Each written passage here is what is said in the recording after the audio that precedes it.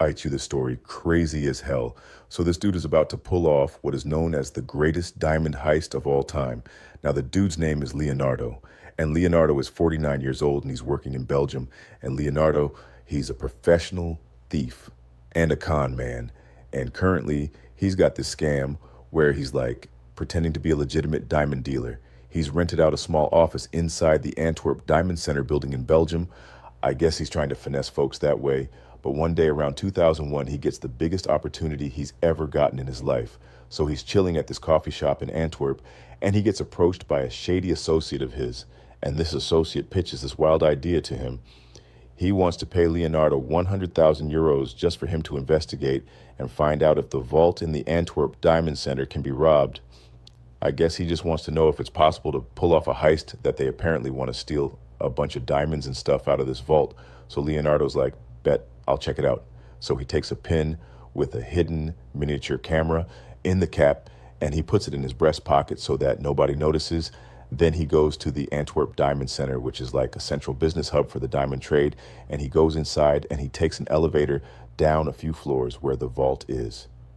And there he's low-key taking as many pictures of his surroundings as he can with the hidden pin camera that he has, trying to assess how much security this spot really has.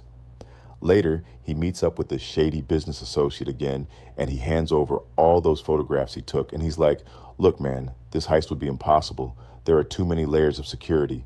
So I guess the shady associate pays him, and then that's the end of it. And 5 months pass, and suddenly the shady business associate hits him up again, and he asks him to meet at this abandoned warehouse. So Leonardo's like, aight, and he goes to meet him. And there Leonardo sees that shady associate and his goons have built an exact replica of the Antwerp Diamond Center's vault using the photographs that Leonardo had taken with his pen 5 months before. Plus, they've been continuously practicing the heist that they're about to pull on this replica they built. So, at some point, they officially ask Leonardo to get involved, and he does. So now he's about to help them pull off this robbery, so they spend the next 2 years planning all this out. Every detail, how to bypass each layer of security. So now it's 2003 and the day has finally come. They are ready to pull this thing off. So Leonardo drives himself and 4 goons to the Antwerp Diamond Center. So they get there and he stays in the whip as the lookout while the 4 goons leave carrying multiple duffel bags, and they break into a building right behind the Diamond Center. Then they exit out the back door and they use a ladder to break into the actual Diamond Center, and they use all kinds of tricks and devices to bypass all the cameras and security alarms in that spot, and eventually they're able to get into the actual vault. And this vault is filled with mad safe deposit boxes. 109 actually. So they break into all 109 boxes and they start stuffing their duffel bags with all the loot in them, diamonds, gold, and all kinds of foreign currency. Hours later, they're done. Their bags are full, and they won't be able to carry any more with them. So they leave and they slowly make their way out of the building.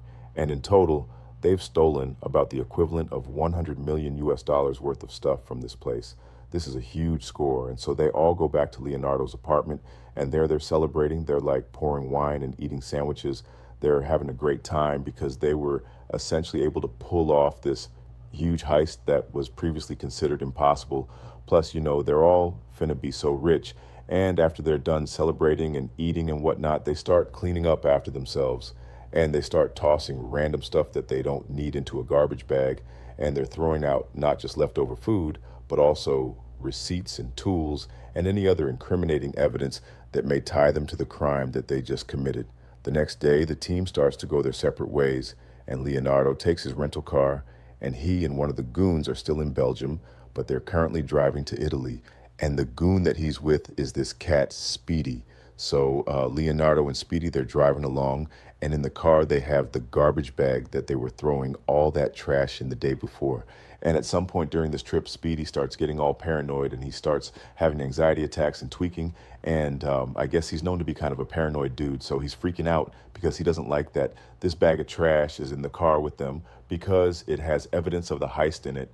So he's worried that if they get pulled over, that they'll get caught. So Speedy's flipping out. He's like, I'll pull over now. So Leonardo exits onto some random backwoods dirt road and he pulls over into the woods because he's thinking they're finna burn this trash and therefore all the evidence along with it.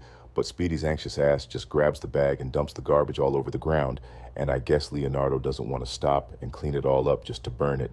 So he tells Speedy to calm the hell down, and they get in the car and they leave and they drive from Belgium all the way to Italy, and they meet up with the other goons and they split the loot.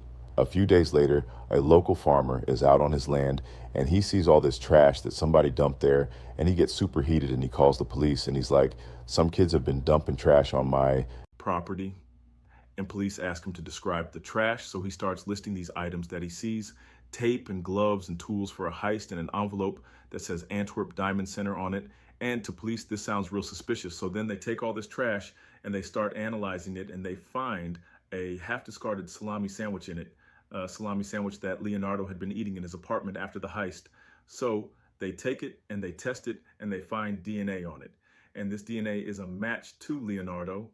A few days later, Leonardo drives back to Belgium because he has to return the rental car that he still has. And while he's there, he stops by the Antwerp Diamond Center building, that spot that he robbed to collect some mail there, and a security guard sees him. And this guard knows that 12 are looking for this dude, so he calls them immediately. And so police show up and bam, they arrest Leonardo. Here's a picture of him in real life. Here's the crazy thing though. I guess Leonardo is a really loyal cat because police press him and he refuses to snitch on any of the other goons who helped him with the heist. So the other guys involved, they don't get indicted, they don't get arrested except for Speedy.